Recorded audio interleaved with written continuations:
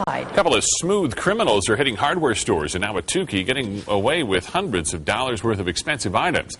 And the store owners are almost as upset at the police response as the crime itself. ABC 15's Brian Webb live at one of those stores with the latest, and Brian, store owners think these are professional shoplifters. Yeah, apparently serial shoplifters, very good at what they do. They go into a store when it's crowded, use a little misdirection, don't seem to mind the security cameras, but maybe they should, because here they are.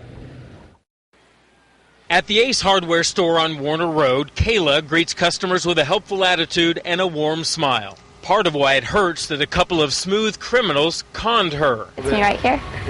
I was being all friendly and helpful, and then they took advantage of me. This is security video of the men in action. Two guys working in tandem, one with the items, the other acting like he's going to pay. And so this guy is trying to pay me with a check, and I'm like, I'm sorry, we don't accept checks. And he says, it's in the car, let me run, go get it. And there's a lady behind him, so I was just like, okay. And about 5 minutes later, I realized that he hadn't come back.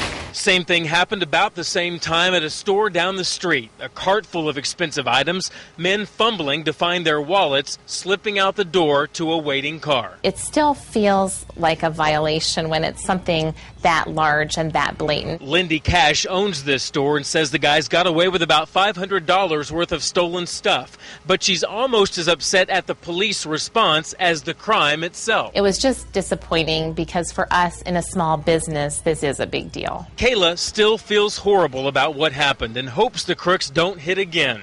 But if they do, she'll be better prepared. I'm not going to let them go out. I'm going to keep their card and try to get their driver's license or whatever and just be like, okay, call in the cops.